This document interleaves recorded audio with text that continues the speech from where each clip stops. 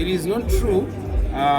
Naye amazima matuufu asobola kuva wa mukyalo gwa mu respectinga nnyo nnyo era sina kye twamwogerako naye because the video, I think the video you're seeing egitambula nzozi yakolebwa emyaka ndowooza nga omwana wange alina emyaka emeka like yadda nnyo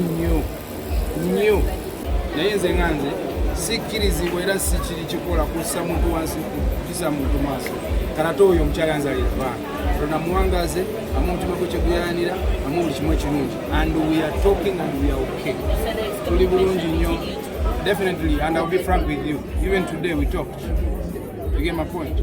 So naye mumunoonyeko kijaba kirungi nnyo muli eside ye, you get naye nze era thank God, I'll be frank with you, ngina n'okwebaza Katonda mu nze njogedde.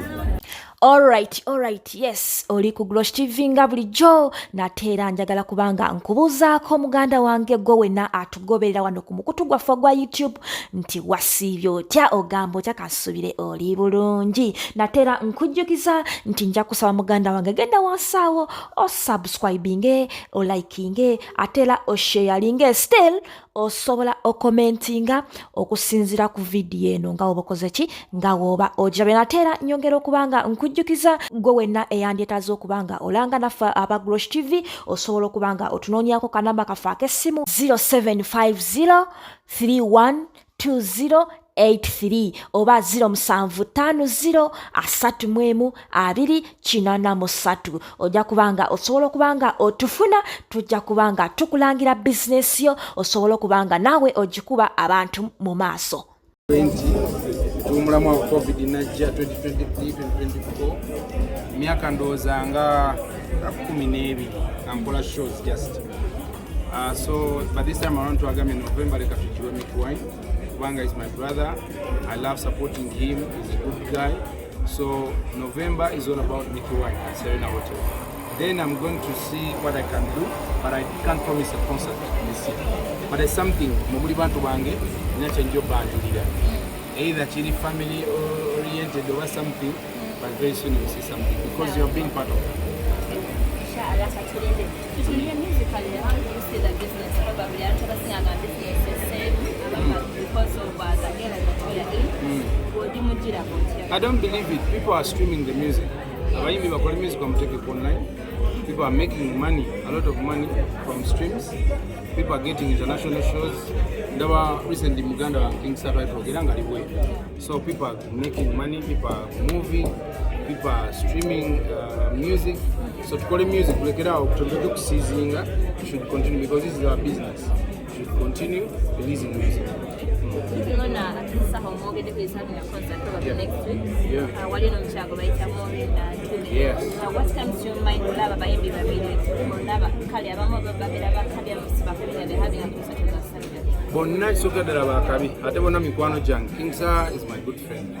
Mori nantume ni mwindi mwagalanya ate mikwano kwange. Buli muntu yenna Uganda mukimanyi tuli bantu bangi nnyo. Nkiwa Uganda batujja ne tujuza Serena, Uganda tusobola kuggwera mu Serena.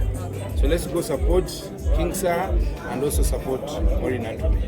Like the way we are going to support this Saturday, Mikiwine. So we can fit in all these venues. Let's go and support. These are our Ugandan artists. Let's support them. Aliyanga ejo nerero abantu social media badde bakwetise nnyo obadde oli mu biraba. They were tagging you in so many videos, so many pictures. No, be direct. Ebimu sibira bagoge masimu. Ya siri nnyo muntu wa social media. So don't worry, just Bajo Ragulo badde bali mu tagging ne baby mama bagamba Tomisa bulungi just woke up one and said it was really hard. It wasn't easy to do. It is not true. Naye amazima matuufu asobola kuva wa mukyalo gwa mu respectinga nnyo era sina kye twamwogerako naye muli bantu bakabi mumunoonyeko muwulire ekintu ekiva ku ye because the video, I think the video you're seeing egitambula nzozi yakolebwa emyaka ndowooza nga omwana wange alina emyaka emeka like yadda nnyo Buli omu alina amasimu, abantu bakola bye baagala. So it's all about it. Yeah. Naye nga yadda kale mayinza okuba pastor oba whoever posted it ikwagala because balina data, balina essimu, balina TV, they have everything. Nze mu Uganda siyingira muntu akola kyayagala because sina gwe ngulira data, sina gwe nagulira ssimu, so people can do whatever they want.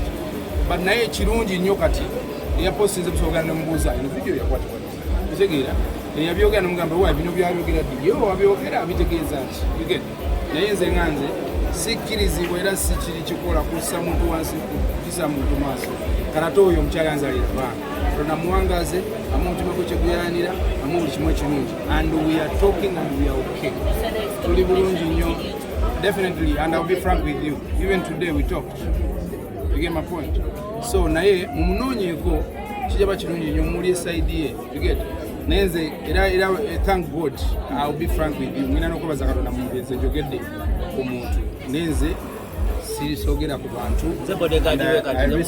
I respect my family the way I respect her family mukyala alina omwami alina abaana agwana okuwa ekitiibwa I get my point naye nfunako no it can't our kids bakulibwa abantu babiri ne Katonda nze ne mama w'abaana ne Katonda you get my point so what the society thinks about my family or anything it is them you get my point and it is all right nabagambye era nti yasigala nkibagamba na Uganda buli muntu asobola okukola kyayagala buli muntu asobola okwogera kyayagala because data waabwe emwa gyabwe ne maybe kyesobola okusaba sobola okukozesa data wo noba ng'olina ekintu kyoyogera ku ggwanga so okozesa data wo noba ng'olina you're not breaking your building because one thing I'll tell you it will be nice to know that your final destination is heaven.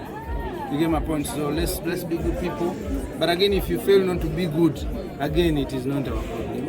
We just pray, mukama bakume, era bongere mixer. But mukole kubanga kijaba kirunje because mbiraba biyita nnyo bingi every time mugendeko mumunonye. I believe she will give you what you guys deserve. You guys are more informed. Watch everything you know the person you're talking to. Madam following you know the person. So we know kujanga temuli bias ngana mukoze research. You don't be answering up your car. You know how many people are for that. So anyway. But it's nice. Tell us about the album. My kids, they thought what? They listen to the kids. Mindless. I didn't even end up for. No, I don't need to tell them on air. You get? However much my kids have phones, but I can't show my love because of this TV. They know I love them. They know.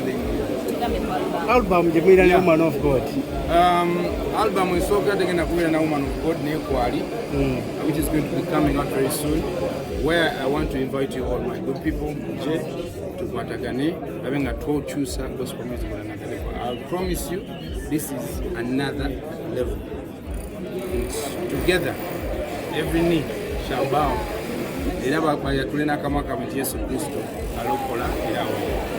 Tegeza wina album bili walo je twalabye ngeriko Woman of God nawe kati ya Woman of God yote jira tujireka naye nawe bomu kisande Woman of God kwena ate genda soko fumu kwa kati eriyo yokubiri restrict yamwe babiri ya nayo kena gwata gwengenda kuyita nyo simanyi lwaki ontawange yankolo na ono kosovo boy no gomulira aisamu abekosovo yo wafu ya juisamu ya bale kadwa kasovo boy bude mwede waba nenga ofusa bale kadwa so ngera mwe bale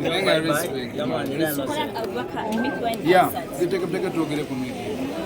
So ladies and gentlemen, I'm here with my young brother, one of the most talented artists we have in the country, and we are standing in togetherness to invite all of you, please come and be part of this historical Saturday. Mickey Wine is the one. One of the best performers. He's one of the nicest guys. The big son again at Guamalo, Zimbabwe, Mazina, make a way. So bye bye. Thank you.